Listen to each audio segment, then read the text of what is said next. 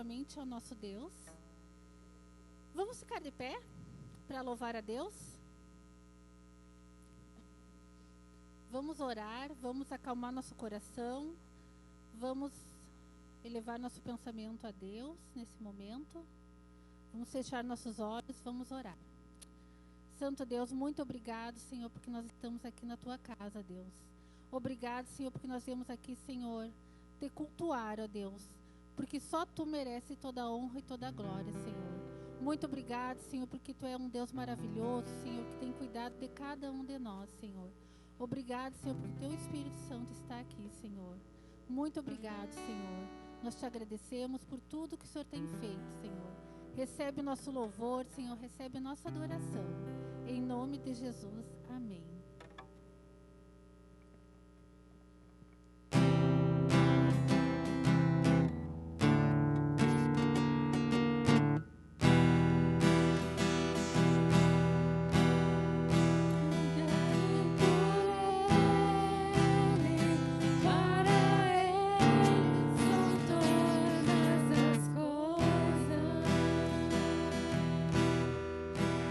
Porque dele por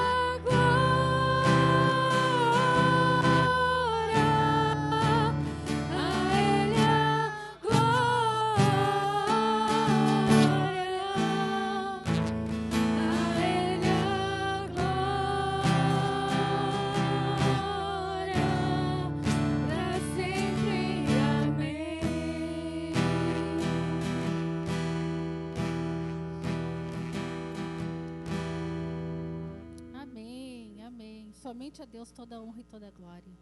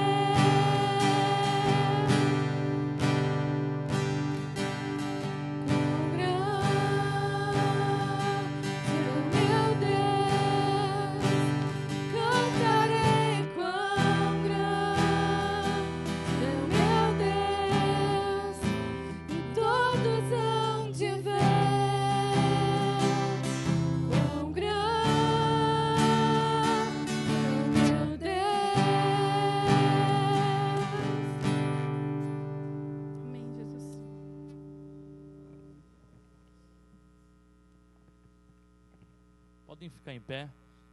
Vamos fazer agora o nosso momento de oração.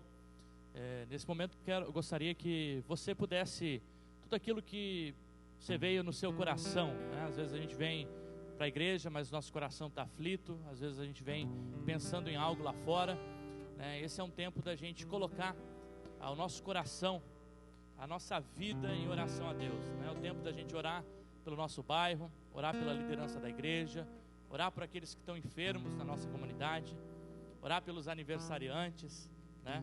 A gente vai estar convidando também a irmã Rosângela para vir aqui, a gente vai estar orando por ela. Esse é o tempo da gente lembrar, né? Hoje a gente estava falando na escola bíblica dominical, né? Os salmos, eles são essa declaração de um sentimento a Deus, né? A oração nada mais é do que a gente colocar diante de Deus aquilo que a gente está pensando, aquilo que a gente está sentindo, né? E com certeza um coração contrito Deus não rejeita. Por isso eu gostaria de te convidar nesse momento a fechar os seus olhos, colocar as pessoas que estão na mente em oração e levar o pensamento cativo a Deus. Vamos orar nesse momento. Pai, nós estamos aqui na Tua presença, nós queremos Te agradecer, Pai, Te agradecer porque nós temos a oportunidade nessa noite de estar na Tua presença, Pai, de cultuarmos ao Senhor, Pai, de cultuarmos ao Senhor em família, de cultuarmos ao Senhor, Pai, em comunidade, em amigos, ó Deus, Pai, pessoas que expressam a fé no único Salvador, Jesus Cristo. Nós queremos chegar, Jesus, com o nosso coração diante do Senhor, Pai. Pai, o Senhor sabe como está cada coração que chegou aqui nessa noite. Aqueles que porventura chegaram angustiados, aqueles que chegaram perturbados, aqueles que chegaram, ó Deus, alegres, aqueles que chegaram, ó Deus, talvez, ó Deus, com um sentimento de angústia. O Senhor conhece, ó Deus, Pai, o nosso coração. O Senhor conhece a nossa mente, Pai. Por isso nós queremos colocar, ó Deus, Pai, o nosso coração diante do Senhor, Pai. Queremos colocar a nossa igreja diante do Senhor, Pai. Deus, pedimos, ó Deus, que o Senhor possa ministrar o nosso coração nessa noite, que o Senhor possa falar as nossas vidas, ó Deus, por meio do Teu servo nessa noite. Oramos, ó Deus, Pai, pelos enfermos dessa casa, Pai. Queremos lembrar, ó Deus, Pai, o nome da Ivone, queremos lembrar, ó Deus, Pai, o Hélio, queremos lembrar, ó Pai, o nome de cada enfermo, ó Deus, Pai, dessa comunidade. Pedir, ó Deus, Pai, porque nós sabemos que o Senhor é um Deus de cura, e por isso nós queremos rogar, ó Deus, para que o Senhor possa promover restauração, para que o Senhor possa promover restituição, para que o Senhor, ó Deus, possa promover vida, para que o Senhor, ó Deus, Pai, possa promover saúde. Nós rogamos, ó Deus, a Tua vontade, nós rogamos, ó Deus, para que o Senhor possa ir ao encontro dessa pessoa, Pai, e promover vida no coração dessa pessoa. Queremos colocar, ó Deus, Pai, a vida da Rosângela diante do Senhor. Obrigado, Pai, obrigado por essa data de aniversário. Queremos lembrar a vida dela, rogar a Tua bênção, rogar, ó Deus, Pai, que o Senhor, Pai, faça com que esse ano seja um ano onde ela possa estar mais na Tua presença, conhecer o Senhor mais profundamente, conhecer a Tua vontade mais, ó Deus, profundamente, que ela seja, ó Deus, um exemplo na casa dela, para as filhas, ó Deus, para cada pessoa, ó Deus, Pai, que o Senhor possa ministrar a bênção, que o Senhor, ó Deus, Pai, possa colocar nas Tuas mãos, ó Deus, que ela se sinta amada por essa comunidade, Pai. Queremos orar, ó Deus, Pai, para que o Teu Espírito esteja com ela, Pai. Queremos orar, ó Deus, Pai, também, ó Deus, Pai, pela vida da irmã Elisângela, ó Deus, Pai, que está doente. Deus, queremos orar, ó Deus, para que o Senhor possa estar promovendo vida no coração dela. Rogamos, ó Deus, Pai, para que o Senhor também, ó Deus, Pai, olhe para o nosso bairro aqui em Tancredo Neves. Olha, Deus, para essa comunidade, que sejamos, ó Deus, uma comunidade bíblica, mas acima de tudo que sejamos uma comunidade, ó Deus, Pai, relevante para esse bairro. Ó Deus, uma comunidade que vai levar o amor de Cristo, uma comunidade que vai levar a justiça, uma comunidade que vai levar, ó Deus, Pai, a fraternidade, uma comunidade, ó Deus, Pai, que vai religar os relacionamentos, uma comunidade, ó Deus, Pai, que vai, ó Deus, trazer, ó Deus, paz onde há violência, Pai. Nós queremos, ó Deus, Pai, como comunidade, ser usados nesse bairro. Use a cada pessoa que está aqui, ó Deus, com o evangelho do Teu reino, o Teu evangelho, Deus, que transforma, o Teu evangelho que muda realidades, o Teu evangelho que traz nova vida, Pai. Obrigado, Pai, obrigado, Pai. Nós nos colocamos aqui nessa noite diante do Senhor e pedimos, ó Deus, que o Senhor possa falar a cada coração que está aqui nessa noite. por meio dos louvores, por meio da tua palavra, Pai, que a palavra que for implantada em nós possa gerar frutos, ó Deus Pai, 30, 60, 100 por um, ó Deus Pai, que o solo, ó Deus Pai, esteja preparado, que o coração esteja preparado, para que a tua palavra seja ministrada, Pai. É essa a minha oração, no nome do Senhor Jesus Cristo, amém.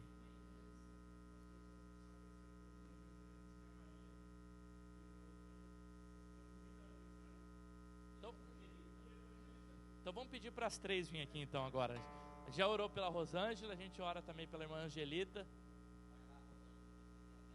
Vem aqui. A Rosângela vai receber a bênção dobrada.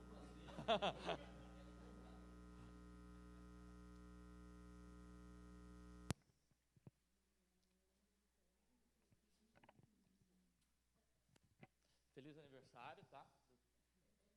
Já dei, né? Feliz aniversário para a senhora e feliz aniversário também, tá? Vamos orar então. Que a igreja possa estender a mão. Vamos agradecer a Deus pela vida dessas irmãs. Pai, obrigado, Pai, pela vida dessas irmãs. Obrigado, Pai, porque o Senhor, ó Deus, Pai, tem concedido saúde, o Senhor tem concedido graça, o Senhor tem concedido vida, Pai. Deus, o aniversário é sempre um momento da gente relembrar, Pai, a nossa trajetória. E na nossa trajetória, com um coração grato diante do Senhor, nós chegamos, Pai. Por isso nós queremos, ó Deus, agradecer ao Senhor pela vida de cada uma dessas irmãs. Agradecer, ó Deus, Pai, porque a Tua graça tem estado na vida delas. Agradecer, Deus, porque o Senhor tem feito com que elas permanecem, ó Deus, Pai, no Teu caminho, Pai. Eu oro, Jesus, Pai, para que elas possam encontrar a cada dia a Tua vontade. Que elas estejam, ó Deus, Pai, debaixo da Tua vontade, Pai. Deus, Pai, que o coração delas a cada dia seja cheio do Teu Espírito, cheio, ó Deus, Pai, da Tua vontade, cheio daquilo que o Senhor deseja para elas.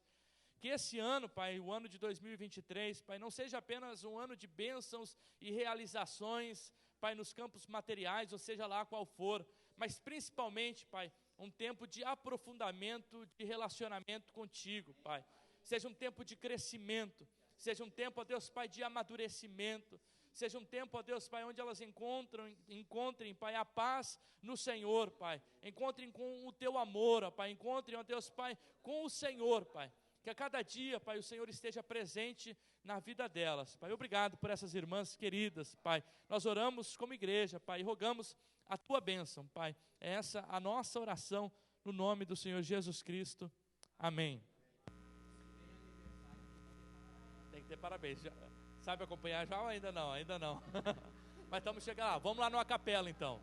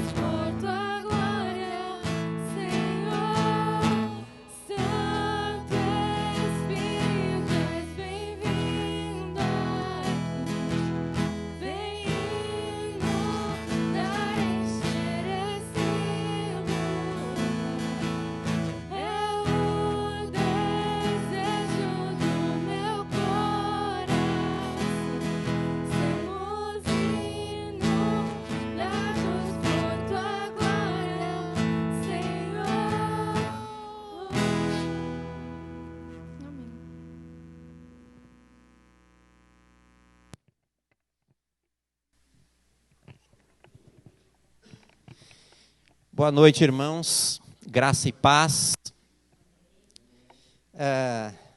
Quero louvar a Deus por esta oportunidade. Os avisos. O irmão vai passar agora? Tá ok.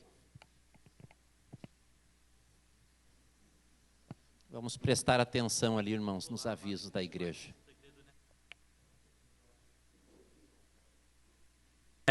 Vamos lá para os nossos avisos semanais?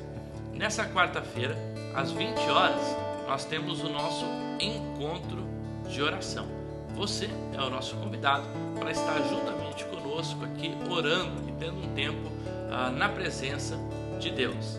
Na sexta-feira, também às 20 horas, nós temos aqui um encontro de homens, um tempo de confraternização, de comunhão, mas acima de tudo, de crescimento na palavra de Deus.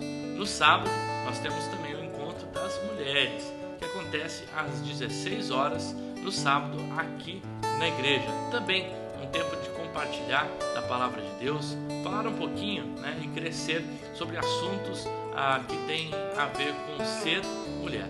Também às 19h30, no sábado, nós temos a Sociedade Adolescente. Tem sido um tempo de crescimento, os adolescentes têm aproveitado. Então você que tem um filho, neto, sobrinho, primo, adolescente, convide ele para estar aqui nesse tempo aqui de confraternização, esse tempo de jogo, esse tempo de comunhão, esse tempo onde há crescimento na palavra de Deus, em amizade com outras pessoas. No domingo, pela manhã, às 9h30 da manhã, nós temos a nossa escola bíblica dominical. Nós estudamos o livro de João, capítulo 5, e estaremos nesse domingo agora estudando começando o capítulo 6 de João. Tem sido um tempo de muito crescimento e muito proveitoso, aprendendo da palavra de Deus ao nosso coração. E domingo à noite, às 19h30, nós temos o nosso culto de ceia. Não deixe de participar do nosso culto de ceia. E aí eu peço que você transmita esses avisos às demais pessoas. Que Deus possa abençoar a sua vida e tenha uma ótima semana. Os irmãos podem sentar, por gentileza. Pedir ao Josias que possa acender as luzes lá para nós, por gentileza, irmão. Nós vamos ter um momento agora no culto de celebração, de adoração a Deus, que não é menos importante. Nós queremos dar a oportunidade para todos os irmãos que vieram preparados com o seu dízimo, com a sua oferta. Poderão estar dedicando nesse momento, os irmãos provavelmente estarão nos ajudando com um prelúdio musical. E eu gostaria de dar uma palavra para todos os amigos que estão nos visitando. Você não é obrigado a participar deste momento. Este é um momento da igreja. Por favor, não se sinta constrangido, mas se você sentir o desejo no coração e liberdade para fazê-lo, fique à vontade, que Deus te abençoe. Nós queremos também ressaltar aqui com muita alegria a presença de alguns queridos que estão nos visitando nessa noite. Nós queremos louvar a Deus pela vida do Diego, pela vida da Brenda, que estão nos visitando. É uma alegria muito grande para nós recebê-los. E queremos dar as boas-vindas para vocês e desejamos que Deus possa abençoar ricamente a vida de vocês e que seja essa a primeira de muitas outras vezes que vocês possam estar conosco. Que Deus os abençoe. Queremos louvar a Deus pela vida da Neiva, que está com a irmã Lenir. Também seja muito bem-vinda, Neiva. É uma alegria tê-la conosco. Que Deus te abençoe. Queremos agradecer a Deus também pela vida do Mateus, que está com a Gabriele, né? Queremos louvar a Deus também pela vida da Gabi, pela vida da Manu, e mais uma vez pela vida da irmã Rosângela, né? Da Maria e da irmã Angelita, que comemoraram mais um ano de vida. Então, enquanto os irmãos vão estar nos abençoando ali com um prelúdio musical, né? Os irmãos que vieram então preparados com os dízimos e as ofertas poderão estar dedicando ao Senhor neste momento.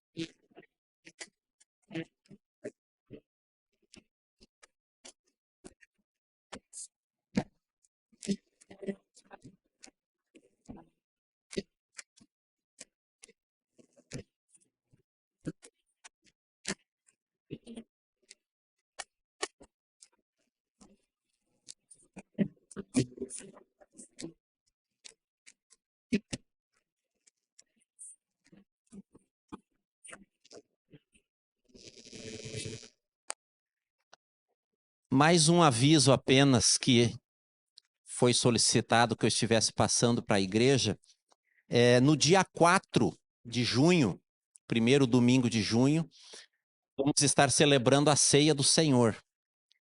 Toda a igreja já está convidada a participar conosco.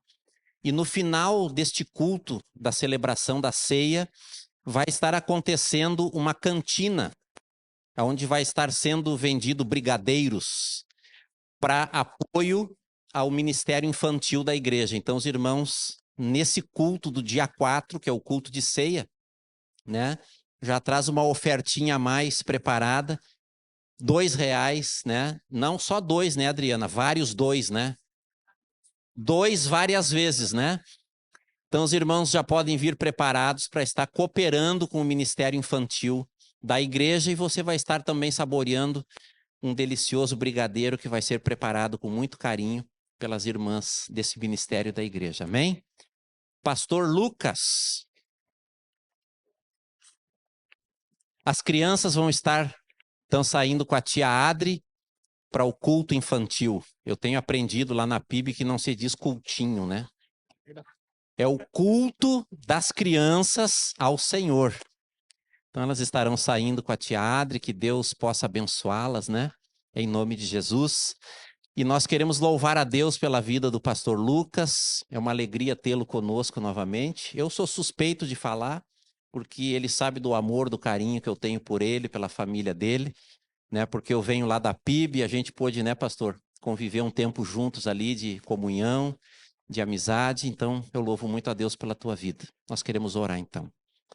Pai querido, nós te louvamos mais uma vez, agradecidos por esta noite tão maravilhosa, que temos tido a oportunidade de desfrutar na tua presença de momentos tão especiais, ó Pai.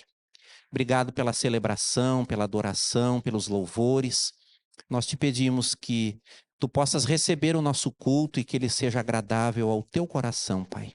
Oramos pelos dízimos e ofertas que aqui foram dedicados pelos nossos irmãos. Obrigado pela fidelidade de cada um deles de contribuir para a manutenção da obra da tua casa, Pai.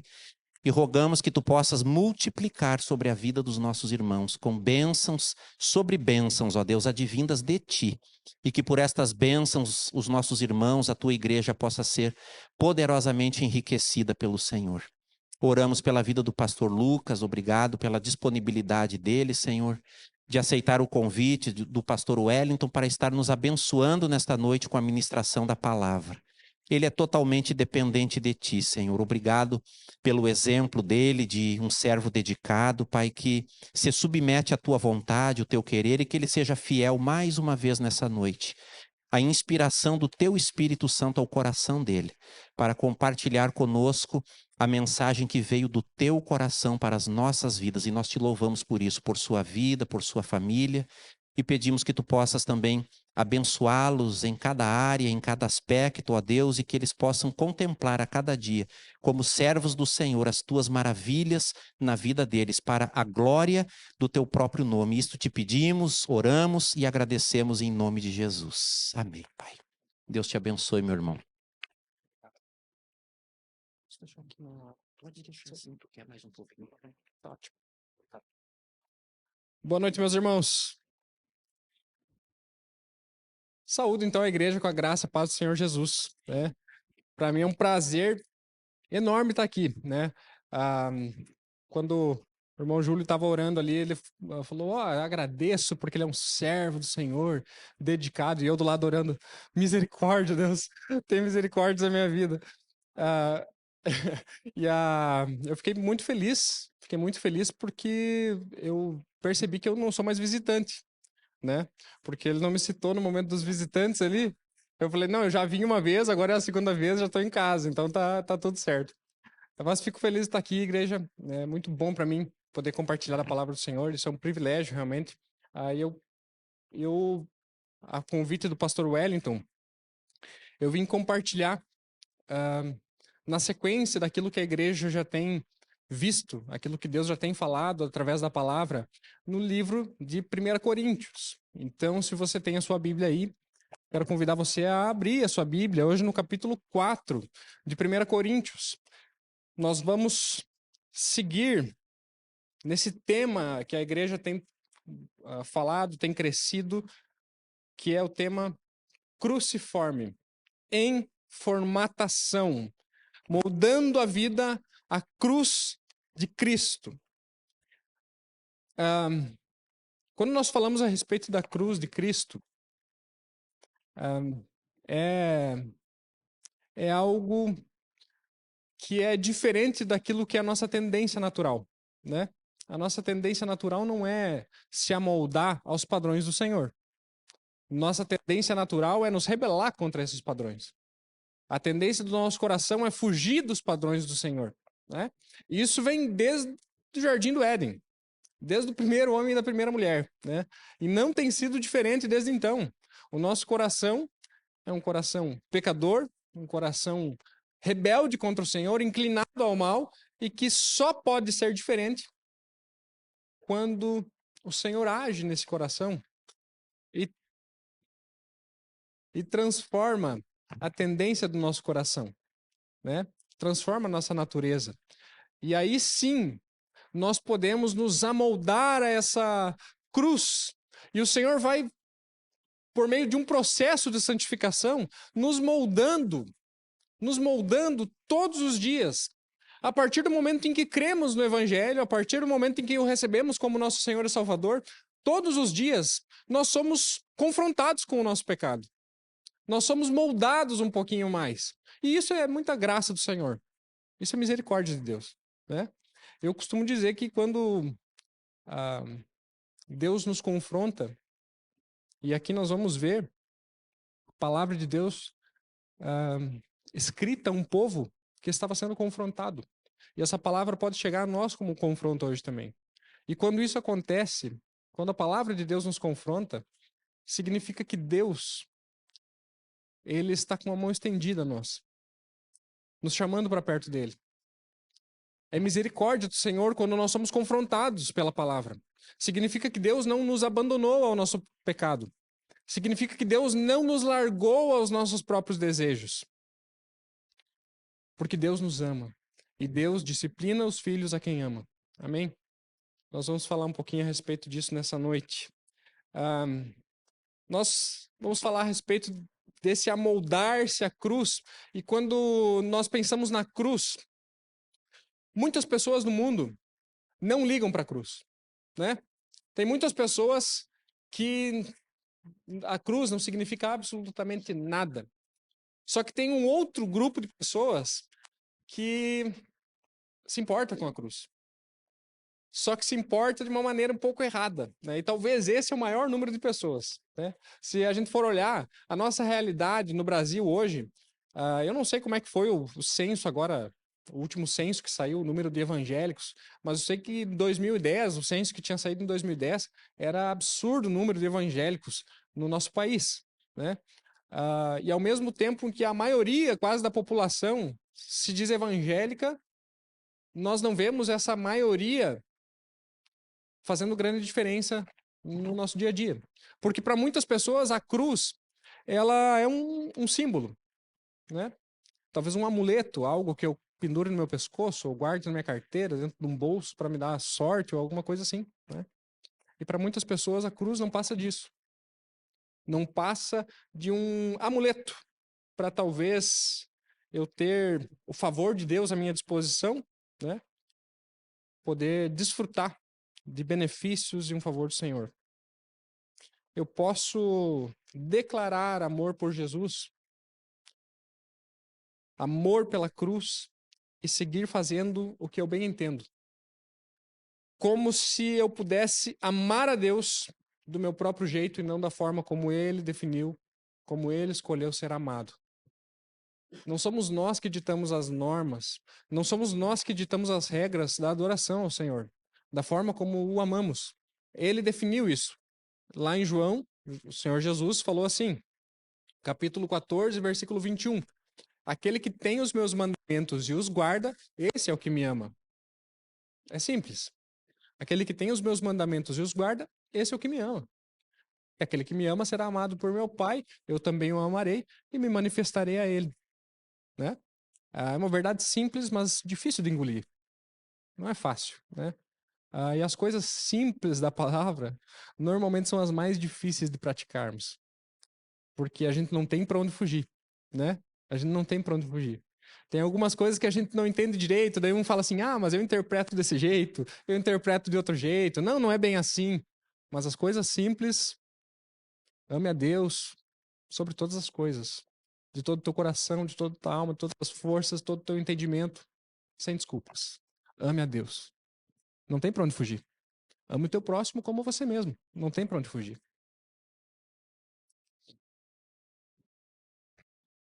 Obedeça ao Senhor, obedeça a sua palavra. Aquele que tem os meus mandamentos os guarda, esse é o que me ama. Não tem para onde fugir. Paulo fala de algumas coisas que mostram quanto os coríntios estavam com os olhos voltados para as coisas desse mundo e pouco voltados para as coisas do Senhor. Pouco voltados em amar ao Senhor, mas muito fixados nas coisas dessa terra, nas coisas que esse mundo tem a nos oferecer, né?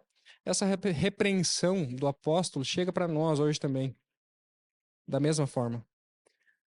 Nessa primeira parte da carta, hoje nós vamos ler o capítulo 4, tá? Deixe sua Bíblia aberta, tá? Se tiver algum outro texto, eu vou citar aqui, você não precisa abrir. Mantenha a Bíblia nesse texto aí de 1 Coríntios. Nessa primeira parte da carta, até o capítulo 4, Paulo está falando bastante a respeito das divisões que existiam dentro da igreja, né? Ele fala que alguns estavam dizendo: eu sou de Apolo, outros eu sou de Paulo, outros eu sou de Pedro, outros eu sou de quem sei lá, e outros eu sou de Cristo, né? Olha como eles são melhores. Ah, não, eu sou de Cristo, né? Quando Paulo fala aos coríntios, eu fico imaginando esse grupo que falava assim: não, eu não sou, eu sou de Cristo, né? Fico imaginando eles num cantinho assim: fala, Deus, né? Repreenda esse povo rebelde aí. Mas Paulo estava falando ao longo da carta, tem alguns episódios em que Paulo fala. Lá no capítulo 1, ele fala, cita Apolo. No capítulo 3, ele cita mais uma vez, ele fala: alguém diz, eu sou de Paulo, outro, eu sou de Apolo. Não estão sendo mundanos? E aí, no capítulo 3, ele fala a respeito de algumas figuras da igreja, que acredito que foi na semana passada, né, pastor? E agora ele fala a respeito de algumas figuras do ministro da igreja. Nesse capítulo 4 fala algumas coisas a respeito do ministro da igreja. Ele olha para o ministro como sendo um servo, um despenseiro, um espetáculo, um pai. Ao longo desse texto nós vamos ver essas figuras para o ministro, para o apóstolo, para o pastor ou sei lá o quê. Só que eu quero olhar para algumas coisas desse texto que falam diretamente a nós como igreja. Diretamente a nós como igreja. A forma como nós olhamos para a pessoa do ministro, né? Para o pastor, para o líder, sei lá quem. A forma como nós enxergamos as coisas desse mundo. A forma como nós enxergamos as posições que nós queremos almejar e alcançar nesse mundo. Aquilo que de fato tem valor para nós e a quem nós queremos agradar. Quem nós buscamos agradar com aquilo que fazemos, da forma como pensamos e agimos. Nós vamos ler esse texto por completo, tá? Capítulo 4 de 1 Coríntios, e depois nós vamos passar ele em partes, ok? Vamos orar mais uma vez antes de lermos a palavra? Senhor, tua palavra está diante de nós e eu quero pedir, em nome de Jesus, que com o teu Espírito Santo, esse Espírito que nós cantamos, que é bem-vindo aqui, esse Espírito que nós declaramos, Deus, que nós queremos que transforme nosso coração, a nossa vida, que esse Espírito Santo possa nos direcionar nessa noite a entender a tua palavra, direciona a minha boca para que eu não venha falar nada de mim mesmo. Eu não tenho nada para contribuir com ninguém. Mas o Senhor, com a tua palavra, é poderoso, Pai. Em nome de Jesus, que o teu Espírito Santo age em nossos corações. Que desde o momento em que lermos a palavra, possamos estar com o nosso coração focado naquilo que o Senhor está nos falando, aquilo que o Senhor quer ministrar aos nossos corações. Não permita que a nossa atenção seja desviada por qualquer coisa, Pai. Mas em nome de Jesus, mantenha os nossos olhos fixos naquilo que o Senhor está ministrando nessa noite. E mantenha os nossos olhos fixos no Senhor. Que nós possamos entender, Pai, para onde deveremos olhar, a quem deveremos seguir. Nós oramos assim, Pai, pela tua graça e misericórdia. Tem misericórdia, Pai. Em nome de Jesus que oramos. Amém. Vamos lá. Portanto, que todos nos considerem como servos de Cristo, encarregados dos mistérios de Deus. O que se requer desses encarregados é que sejam fiéis. Pouco me importa ser julgado por vocês ou por qualquer tribunal humano. De fato, nem eu julgo a mim mesmo. Embora em nada a minha consciência me acuse, nem por isso justifico a mim mesmo. O Senhor é quem me julga. Portanto, não julguem nada antes da hora devida. Esperem até que o Senhor venha. Ele trará à luz o que está oculto nas trevas e manifestará as intenções dos corações. Nessa ocasião, cada um receberá de Deus a sua aprovação. Irmãos, apliquei essas coisas a mim e a Apolo por amor a vocês, para que aprendam de nós o que significa não ultrapassem o que está escrito. Assim, ninguém se orgulhe a favor de um homem em detrimento de outro. Pois quem torna você diferente de qualquer outra pessoa? O que você tem que não tenha recebido, e se recebeu, por que se orgulha como se assim não fosse? Vocês já têm tudo o que querem. Já se tornaram ricos, chegaram a ser reis sem nós. Como eu gostaria que vocês realmente fossem reis, para que nós também reinássemos com vocês. Porque me parece que Deus nos colocou a nós, os apóstolos, em último lugar, como condenados à morte. Viemos a ser um espetáculo para o mundo, tanto diante de anjos como de homens. Nós somos loucos por causa de Cristo, mas vocês são sensatos em Cristo. Nós somos fracos, mas vocês são fortes. Vocês são respeitados, mas nós somos desprezados. Até agora, estamos passando fome, sede, necessidade de roupas, estamos sendo tratados brutalmente, não temos residência certa e trabalhamos arduamente com nossas próprias mãos. Quando somos amaldiçoados, abençoamos. Quando perseguidos, suportamos. Quando caluniados, respondemos amavelmente. Até agora nos tornamos a escória da terra, o lixo do mundo. Não estou tentando envergonhá-los ao escrever essas coisas, mas procuro adverti-los, como meus filhos amados.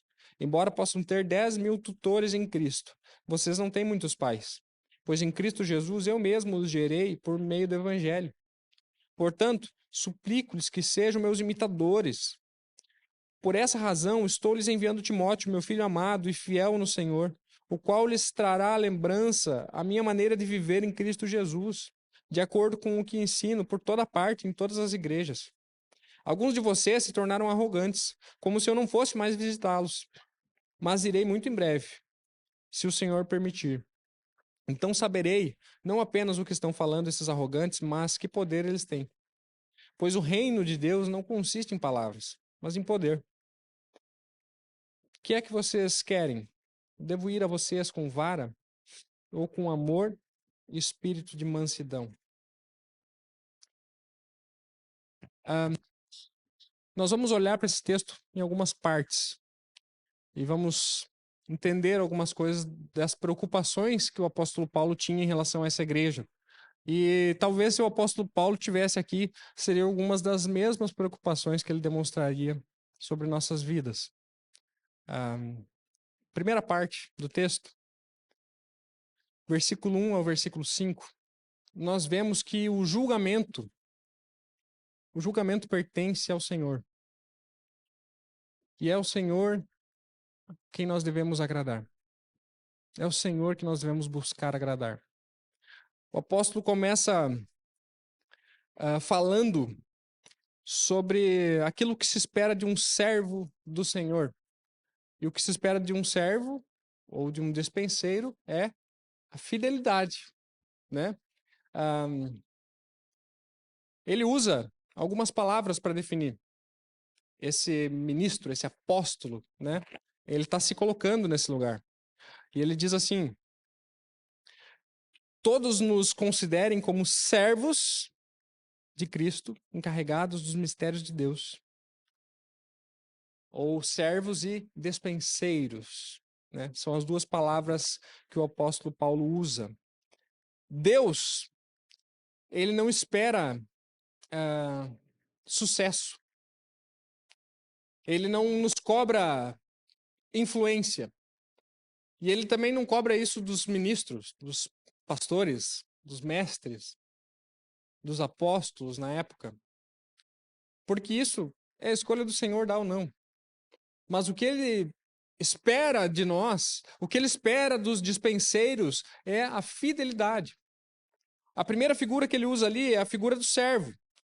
Quando Paulo fala a respeito do servo, ele usa uma palavra, nós entendemos um servo do Senhor. Hoje em dia esse termo é quase um elogio, né? Esse termo é nossa, lá vem o servo do Senhor. Como se isso fosse uma coisa, nossa, grande coisa, né? Mas a palavra que Paulo usa aqui é uma palavra muito humilde para se referir ao servo. Ele usa a palavra que designava o remador, a parte inferior do navio, né? Os navios tinham não era como hoje em dia um navio funciona, né? Tinha os remadores lá. O motor era esse, né? Era aqueles remadores que ficavam na parte de baixo do navio, na parte insalubre do navio, condenados à morte praticamente, prestando o serviço de remar. Eles não faziam o que queriam. Paulo não está falando assim, nós somos o capitão do navio, nós estamos direcionando a igreja, nós somos os apóstolos, olha para nós somos capitão desse navio, capitães. Ele fala, nós somos os que estão lá embaixo, na posição inferior, onde ninguém vê, onde ninguém se importa, a posição mais desprezada. E nós simplesmente ouvimos a voz do capitão e remamos, e servimos, trabalhamos, cumprimos o nosso papel, cumprimos a nossa obrigação. Não merecemos aplausos, não merecemos louros. Nós simplesmente estamos ouvindo a voz do verdadeiro capitão e seguindo essa voz. O lugar de capitão, o posto de capitão, já foi ocupado. Já tem dono. E o dono é o Senhor Jesus. O lugar de cabeça da igreja já tem dono. Não é um pastor, não é um líder, não é a pessoa mais influente, não é quem dá mais. Não é. E não pode ser. O corpo só tem uma cabeça. E a cabeça já tem... O lugar de cabeça já está ocupado. Que Deus nos mostre, de fato, a nossa posição. E nos dê humildade. É sobre isso que Paulo está falando aqui. Quando Paulo fala a respeito do dispenseiro, ele fala a respeito do administrador, né, da despensa da casa.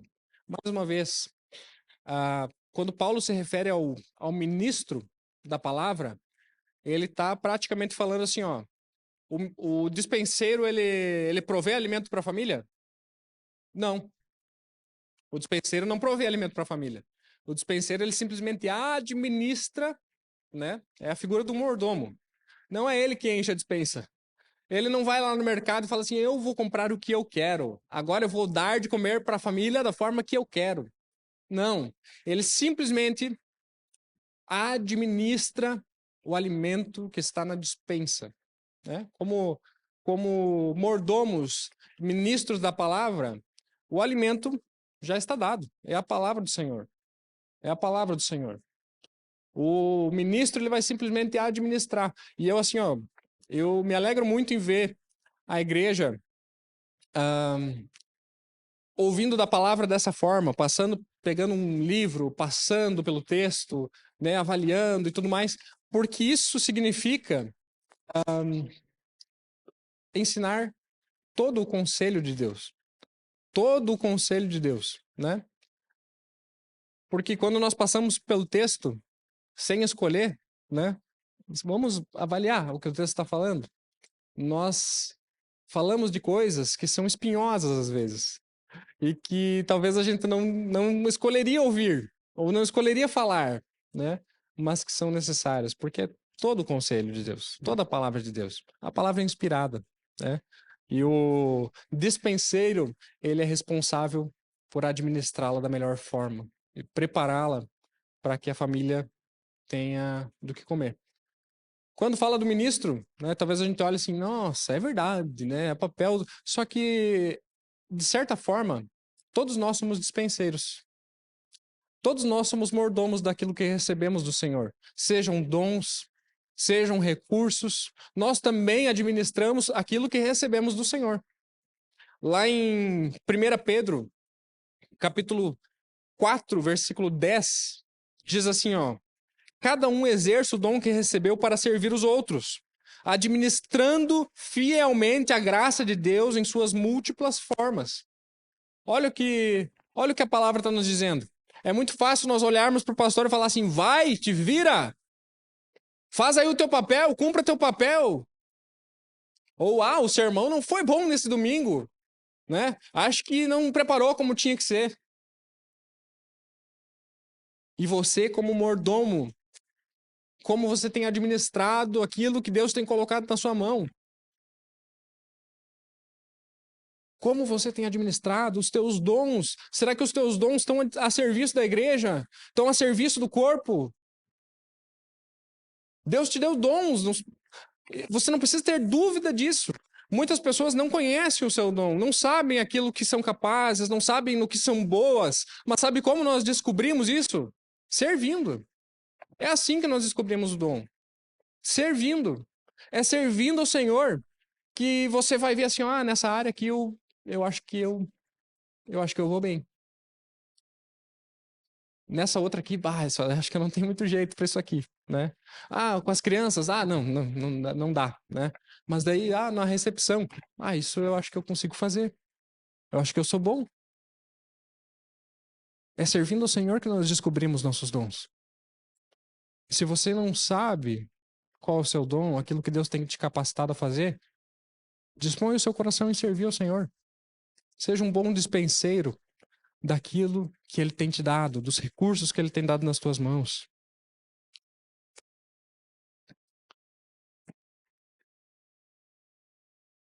Versículo 3 ao versículo 5. Olha o que o apóstolo fala. Pouco me importa ser julgado por vocês ou por qualquer tribunal humano. De fato, nem eu julgo a mim mesmo. Embora em nada minha consciência me acuse, nem por isso justifico a mim mesmo. O Senhor é quem me julga. Portanto, não julguem nada antes da hora devida. Esperem até que o Senhor venha. Ele trará à luz o que está oculto nas trevas e manifestará as intenções dos corações. Nessa ocasião, cada um receberá de Deus a sua aprovação. Quem é que pode julgar a fidelidade do nosso coração? Se o dispenseiro, o que se requer do dispenseiro é que seja fiel, né? O que se requer do dispenseiro é que seja fiel. Não é que ele tenha sucesso naquilo que ele fizer. Isso não cabe a nós. Não é que ele tenha o melhor desempenho. Não é que ele saiba tudo, que faça tudo com excelência, que seja o melhor em qualquer coisa que fizer, que tenha influência sobre outras pessoas. Não é isso. É que seja fiel. Porque o sucesso a gente pode tentar avaliar, né? A gente pode tentar avaliar e falar assim, olha, deu certo aquilo que a pessoa fez. Olha o que o fulano fez lá. Tá dando certo. Olha que trabalho legal. Ou, aquele lá não tá tendo resultado. Acho que Deus não tá abençoando. Isso nós podemos tentar julgar quando nós olhamos simplesmente pelo resultado da coisa. Pelo resultado visível, aparente. porque nós não conseguimos avaliar todos os resultados, né? Nós não conseguimos avaliar se eu falar de Jesus para alguém na esquina, a pessoa diz assim, não, tá bom, obrigado, vou para minha casa. E daqui 10 anos, como a palavra nos ensina, 1 Coríntios, um plantou, outro regou, outro vai colher. Quem dá o crescimento é o Senhor, né? Daqui 10 anos essa pessoa vai ouvir alguém falar do evangelho e vai lembrar, naquela vez na esquina da igreja lá me falaram, Deus me incomodou e eu fugi, mas agora meu coração está pronto para se render ao Senhor Jesus. Você tem como avaliar isso? Não tem, né? Tu tem como avaliar isso quando tu fala de Jesus para alguém? Não tem. Glória a Deus. Nós não temos razão para nos gloriar. Nós não avaliamos os resultados daquilo que fazemos. Só algumas coisas. Só que, muito menos, nós avaliamos as intenções do coração de quem faz. Por isso que Paulo está falando que o julgamento cabe somente ao Senhor. Não cabe a nós. Nós não podemos avaliar e julgar as intenções do coração da outra pessoa. E muitas vezes podemos dizer assim, que maravilhoso o que o meu irmão fez. Olha lá o que o fulano fez. Olha que coração generoso. E você não conhece o coração dele. Muitas vezes pode ele estar fazendo algo maravilhoso com uma intenção completamente pecaminosa. Olha para o caso lá de Atos 5, Ananias e Safira. Se não foi maravilhoso a atitude deles. Eles venderam um terreno, doaram metade do valor do terreno. E o que aconteceu com eles? Morreram. Porque eles estavam em pecado, as motivações do seu coração eram pecaminosas, permeadas de pecado. E não interessa aquilo que eles estavam fazendo, mas por que estavam fazendo? E isso quem julga é somente Deus. Paulo fala, eu não me importo o que os outros estão falando a meu respeito. Não me importo se ninguém está gostando daquilo que eu estou fazendo, ou se eu vou ofender pessoas por conta do evangelho, se pessoas vão virar a cara para mim na rua. O que vocês pensam a meu respeito, isso não importa, com todo respeito. Mais ou menos, né? Eu imagino Paulo falando assim, com todo respeito, não estou nem aí porque vocês estão pensando de mim. Não estou nem aí. É irrelevante para mim, né? Não faz diferença nenhuma. Só que tem mais. Não é só vocês. Não é só vocês. Não é que eu estou dizendo assim, que o que importa não é o que vocês pensam sobre mim. É o que eu penso, porque isso nós ouvimos muito hoje, né? O que vocês pensam sobre mim não interessa. O que interessa é que eu sou feliz com aquilo que eu estou fazendo. O que interessa é que eu sou satisfeito, que eu sou realizado.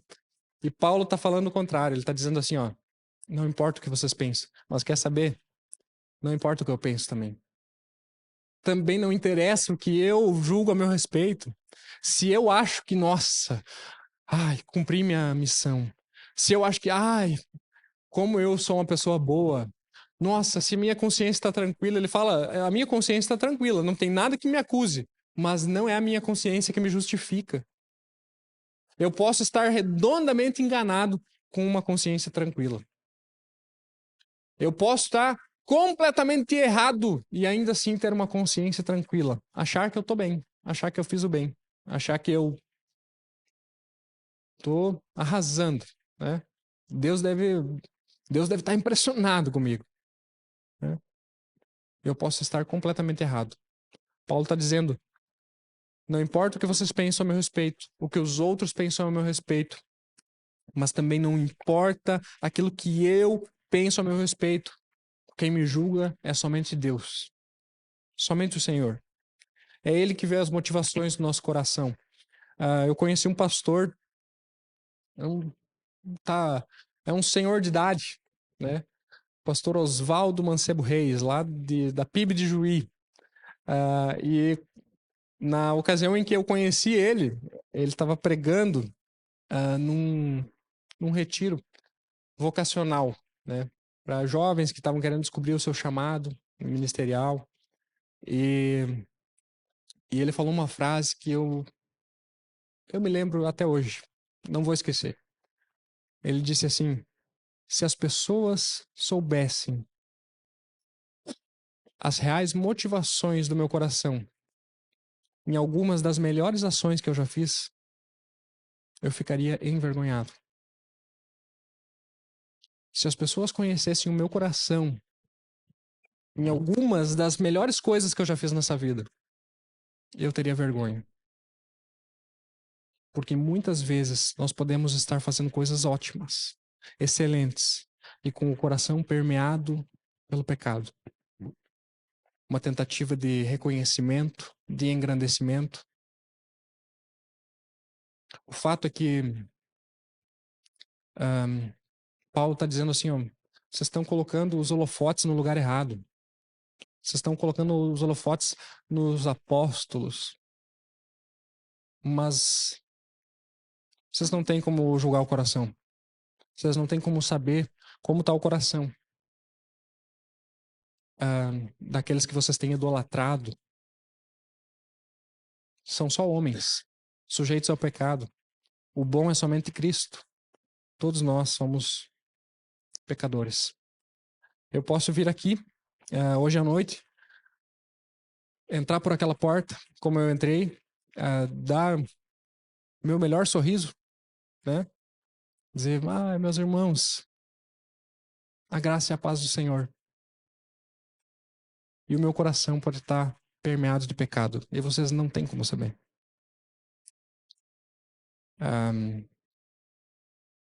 Pode vir alguém aqui na frente, abrir a palavra do Senhor e alguém aí pode dizer assim, nossa, é uma pessoa santa, é uma pessoa que tem autoridade, é uma pessoa cheia de Deus, do Espírito Santo, mas vocês não sabem que antes de eu vir para cá, eu me estressei com a minha esposa. Estou confessando o pecado aqui. Estou confessando de verdade. Porque vocês não têm como saber isso. Fiquei indignado. Indignado. Eu vim para cá respirando e orando, Deus tem misericórdia da minha vida. Tem misericórdia da minha vida.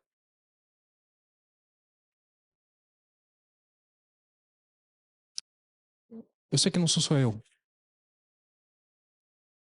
Todos nós, no nosso coração, temos pecado. Temos pecado e o pecado, ele vai procurar nos dominar.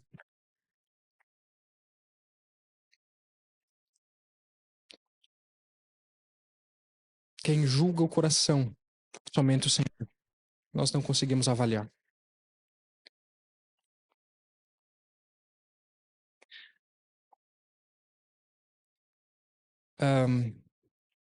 Seguindo no texto, a partir do versículo 6 até o versículo 13,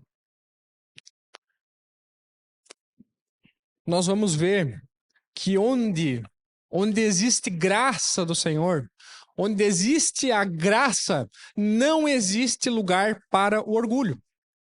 Não existe lugar para o orgulho. Paulo está falando assim, vocês estão colocando holofotes em pessoas, dizendo que uma pessoa é melhor que a outra. Eu sou do fulano, eu sou do ciclano. Quer saber a realidade sobre essas pessoas? O mundo despreza essas pessoas. Para o mundo a gente é considerado louco. A gente é um bando de louco, né? A gente está em último lugar aos olhos do mundo. Estamos em último lugar. Espetáculo para o mundo. Não tem nada do que vocês se orgulharem. Nada. Ele nos fala, ao longo da carta, que os coríntios eles estavam formando alguns fã-clubes, né? Sabe como é que funciona, né? Um fã-clube. Tem lá um artista tal e as pessoas amam ele, daí criam um perfil no Instagram, fã-clube do fulano, né? Era mais ou menos, né? Se tivesse um Instagram lá na época de Paulo e Apolo, teria o fã-clube do Apolo, o fã-clube do Paulo, o pastor Paulo, o pastor Apolo, o apóstolo que é acima, né? Então, o apóstolo Paulo, o apóstolo Apolo, e assim por diante, né? Era os fã-clube. E isso significava mais ou menos assim: quem que vai pregar hoje à noite? Será que é o apóstolo Paulo? Se não for, eu não vou no culto, né? Era mais ou menos assim, ó, se Paulo e Apolo tivessem pastoreando a mesma igreja, ia ser mais ou menos assim. Será que hoje é o Apolo? Eu não vou no culto, não gosto quando é ele que traz a palavra, né? Isso seria uma boa desculpa se o culto fosse para Apolo ou se o culto fosse para Paulo, ou se o culto fosse para nós. O culto não é nosso. O culto não é para nós.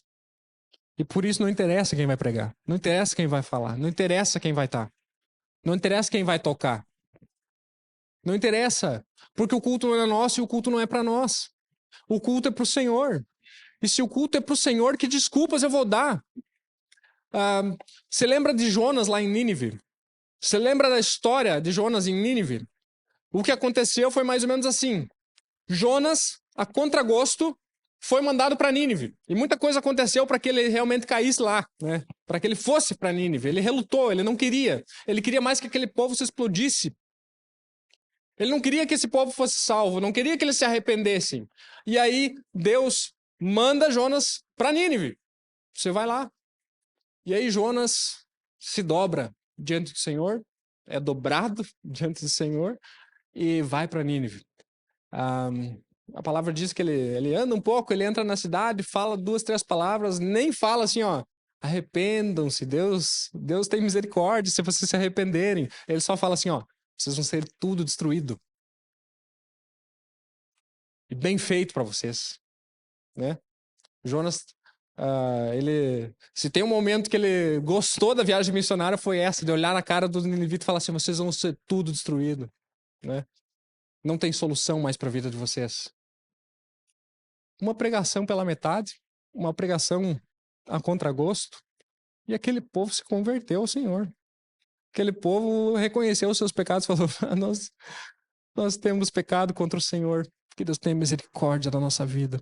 E esse povo não foi destruído. Esse povo foi poupado com uma pregação ruim.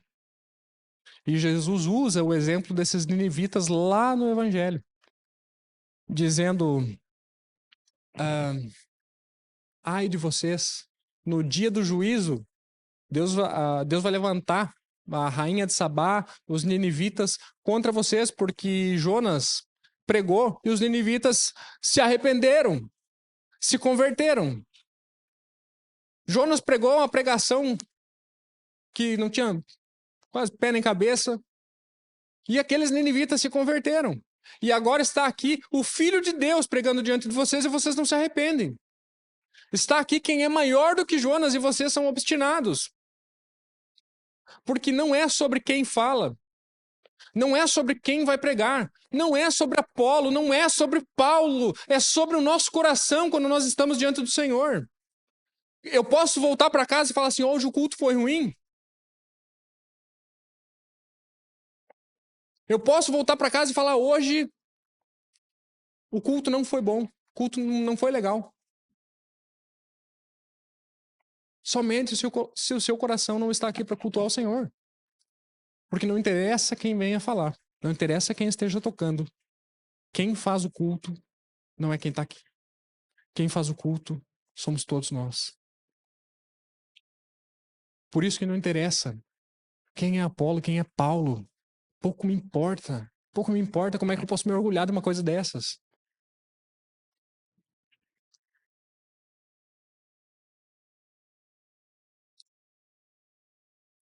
Paulo, ele se coloca numa posição humilde e ele também é exemplo para nós pastores. Ele com certeza é um exemplo para nós. Porque ele diz assim, em outras palavras, né? Eu fico imaginando mais ou menos o que Paulo estava pensando aqui com o que ele estava falando. E parece que Paulo está dizendo assim, ó, nós não estamos disputando por posições. Você acha que eu e Apolo estamos preocupados? Você acha que a gente está preocupado com quem você prefere? A gente não está disputando nada. A gente não está querendo ser mais reconhecido um do que o outro. Nós somos apenas os remadores, lá do fundo do navio. Você acha que o remador do fundo do navio está preocupado em... olha aqui, ó, eu remo mais do que o outro. Isso é coisa que vocês mesmos estão criando. Isso pouco me importa. Lá em Gálatas, capítulo 1, versículo 10, ele diz assim, acaso eu busco agora a aprovação dos homens ou de Deus? Ou estou tentando agradar a homens, se eu estiver procurando agradar a homens, não seria servo de Cristo. Eu não seria servo de Cristo. Eu seria servo dos homens, né?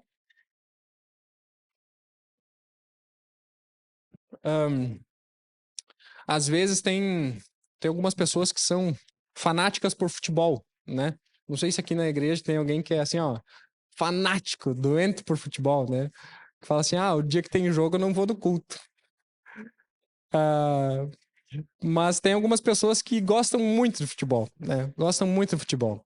E aí torce para um time e às vezes se doa e sofre por aquele time. E aí o time perde. Os colorados entendem do que eu tô falando. É, e às vezes o time perde, a pessoa chora e sofre por aquele time, e aí vem um amigo muito sábio, né? Às vezes a gente não quer ouvir esse amigo. Mas sempre tem aquele amigo que a gente diz, lá veio chato. Porque ele fala assim, o que isso vai mudar a tua vida? Eles não pagam teu salário. Eles estão lá rico e você aí sofrendo à toa, né? Eles estão lá aproveitando agora lá o salário deles e você aí chorando à toa. Tá se importando mais do que o próprio time, né? O que ganhar ou perder vai mudar na tua vida? Paulo, ele é mais ou menos esse amigo. Assim, o que adianta sofrer por um ou por outro? Querer fazer um fã-clube para um fã-clube para outro, isso eles mesmos não estão preocupados com isso aí. Tu acha que Apolo e Paulo estão preocupados? Não estão. Versículo 8 ao versículo 13, Paulo começa a mostrar para aquele povo ali que aquilo que para os coríntios significava ganhar a vida, para os apóstolos era perder a vida, né? Aquele povo estava muito voltado com o olhar para essa terra. E é disso que nós estamos falando, de onde estão os nossos olhos.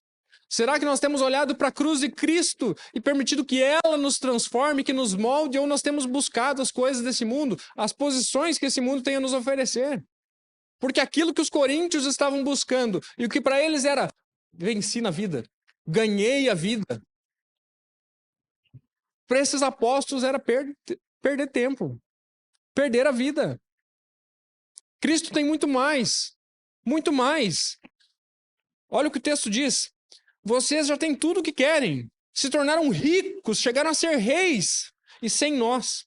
Eu gostaria que vocês de fato fossem reis, ou seja, vocês não são, vocês acham que são. Vocês pensam que são, mas vocês não são. Parece que Deus nos colocou a nós, norte, um espetáculo para o mundo, diante dos anjos e dos homens. Nós somos loucos, vocês são sensatos.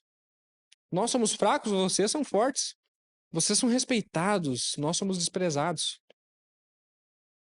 Paulo parece que ele usa de uma certa ironia nesse texto para mostrar que o foco da vida desses homens estava muito longe das coisas do Senhor. Estava muito longe da cruz. Embora eles achassem que estavam abalando e ganhando a vida, eles estavam de fato perdendo. Perdendo seu tempo na busca por posições que esse mundo tem a nos oferecer. E o que esse mundo tem a nos oferecer? Será que o mundo tem de fato algo a nos oferecer?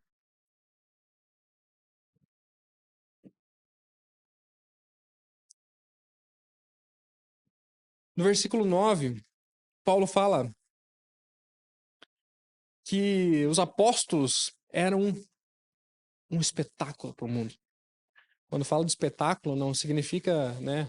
Nossa, eu vim aqui, faço uma performance e todo mundo fica... Olha que espetáculo. Não é isso. Não é disso que Paulo está falando, né? Paulo tá usando a figura aqui daqueles espetáculos do Império Romano que eram os inimigos de guerra e depois os próprios cristãos sendo colocados em arenas para serem devorados por feras. Esse era o espetáculo de que Paulo está falando aqui. Condenados à morte. Em último lugar, um espetáculo horrível que as pessoas olham e fazem assim, viram a cara para sabe? Vou lá de curioso, eu quero olhar. É igual, é mais ou menos você passar por um acidente no trânsito. Daí você olha assim, mas você não quer olhar de fato. Era esse tipo de espetáculo. Que as pessoas olham meio que dizendo assim, que bom que não sou eu. Que bom que não é comigo que está acontecendo isso. É assim que Paulo se coloca. Vocês querem posições de destaque? Nós estamos em último lugar. Ou seja, vocês dizem eu sou de Apolo, eu sou de Paulo, mas Apolo estão lá em último lugar. Vocês querem seguir eles mesmo? Vocês querem mesmo essa posição? Vocês querem mesmo ser iguais a eles? Não é o que vocês querem de fato. Vocês estão buscando por posições. Nós estamos em último lugar. Vocês querem reconhecimento e respeito. Nós somos desprezados por todos. Nós somos tratados como loucos. Paulo era visto como um louco. Ele deixou as posições que ele tinha. Ele era um homem importante aos olhos do mundo antes de se converter. E ele passou de perseguidor da igreja para perseguido.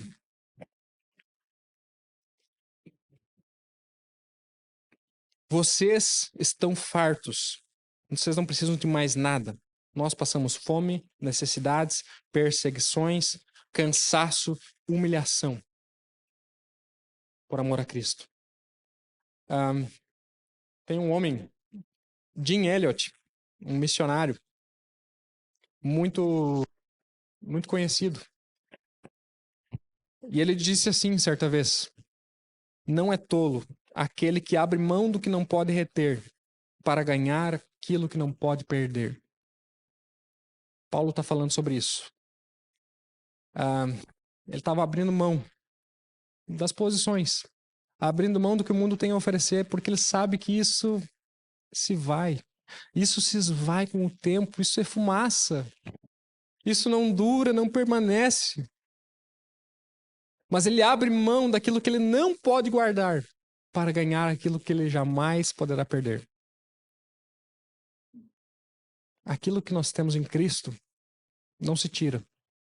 É o que Jesus fala para Marta, né? Marta, olha, a Maria, ela escolheu a boa parte e isso não pode ser tirado. Aquilo que você recebeu na presença do Senhor, isso não pode ser tirado jamais. Jamais. Quem você está buscando agradar? Você está buscando agradar ao mundo? Você está buscando as posições desse mundo? Ou você está buscando agradar ao Senhor? A última parte desse texto, versículo 14 em diante. Depois disso eu encerro. Paulo, ele começa dizendo assim: eu não estou tentando envergonhar vocês quando eu estou escrevendo essas coisas. Eu estou procurando adverti-los como meus filhos amados. Paulo se refere a esses homens como filhos amados, né? Paulo desce a lenha neles e ele fala assim: mas eu amo tanto vocês, né? Paulo dá no meio deles e aí ele está dizendo assim: ó, vocês são meus filhos amados, né? Vocês são meus filhos amados. Será que Paulo está sendo hipócrita aqui? Será que Paulo está assim, ó, eu vou, bate e assopra, né? Eu bati um pouco, agora eu vou assoprar para eles não ficarem tão doloridos? Não, na verdade o que Paulo está dizendo assim é: vocês são meus filhos amados. É exatamente por isso que eu estou sendo tão duro naquilo que eu estou falando, porque eu considero vocês como meus filhos na fé. E o papel do pai é meio difícil às vezes, né? O papel do pai é meio difícil. Nós já vamos falar aqui a respeito de como Paulo se coloca como pai desses cristãos, dessa igreja. Mas queria abrir um parênteses nisso e falar aos pais, né? Aos pais, mães. O papel de pai não é fácil, né? Não é fácil. E cabe a você, pai, disciplinar os seus filhos. Nós estamos vendo Paulo disciplinando aqui os seus filhos, e isso significa o quê? que eles são filhos amados. Hoje em dia tem muitos pais que deixam a disciplina de lado e dizem assim, não, eu prefiro dar amor. Só que a disciplina, ela só pode acontecer quando existe amor. A disciplina, da forma bíblica, ela só pode acontecer quando você ama o seu filho a ponto de você sofrer junto com ele. Porque se você gosta, se você é um pai e você tem prazer em disciplinar o seu filho, alguma coisa está errada. Alguma coisa está errada. Mas o amor nos faz abrir mão do que de fato queremos. E dizer assim, eu vou sofrer junto. Quantas vezes eu disciplinei a minha filha, depois eu e ela tava chorando. Quantas vezes? Quantas vezes? Porque é doído, é sofrido pro pai. Mas é necessário, porque é nossa responsabilidade. Né? Deus é que nos deu essa função. E se nós não assumirmos essa função, ninguém vai fazer. Ninguém vai fazer. Isso tudo para mostrar mais ou menos como era o relacionamento de Paulo com essa igreja, tá? Lá em Provérbios, diz assim, o Senhor detesta os orgulhosos de coração. Sem dúvidas, serão punidos. Provérbios 16, capítulo 5. Em Provérbios 16, capítulo 16, versículo 18, ele diz assim, o orgulho vem antes da destruição, o espírito altivo antes da queda. Nós vemos nessa terceira parte, até o versículo 21, que o orgulho, ele dura por pouco tempo. O orgulho dura apenas um pouquinho de tempo. E talvez você seja uma pessoa orgulhosa e não percebe isso. Talvez você seja uma pessoa arrogante, que ninguém pode falar nada para você, ninguém pode apontar o dedo para um erro da tua vida. E se ninguém tem liberdade para te mostrar onde você está errando, você precisa aprender a ser mais humilde. Porque você não tem como ser igreja, a não ser que alguém tenha liberdade para mostrar para você onde você está errando. Isso significa ser igreja. Nós suportamos uns aos outros, nós amamos uns aos outros, mas também em alguns momentos nós precisamos sentar um com o outro e falar, meu irmão, isso que tu está fazendo não é bom. Isso é pecado. Vamos caminhar junto. Se alguém chegar a te falar algo assim, tenha muita estima por essa pessoa, porque talvez ela fez a coisa mais difícil que ela poderia fazer. Não é fácil. Não é fácil. Ela fez a coisa mais difícil, tomou uma posição mais difícil. E isso exige amor. Então, se alguém vier te corrigir de alguma coisa, tu pode assumir a posição que alguns coríntios estavam assumindo, de se revoltar e falar assim, mas quem é tu para falar alguma coisa? Ou tu pode assumir uma posição humilde e dizer assim, essa pessoa, ela tem que ser por amor. Ela não faria isso. Não tem como. Né? É desconfortável para todo mundo, mas ela veio aqui.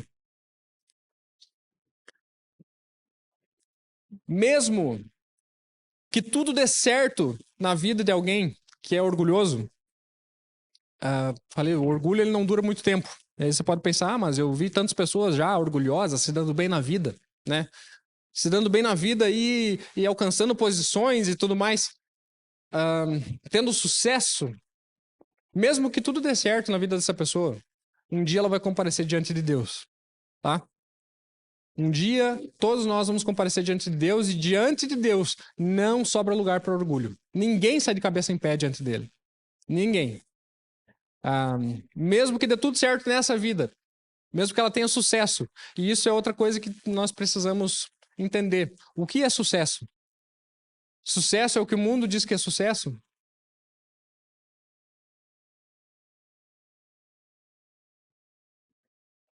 Todos nós vamos comparecer diante de Deus. E diante dele não tem espaço para méritos próprios. Não tem. Efésios capítulo 2, versículo 9. Versículo 8 e 9. Vocês são salvos pela graça, por meio da fé. E isso não vem de vocês, é um presente, é um dom de Deus, não por obras para que ninguém se glorie. Não é por obras.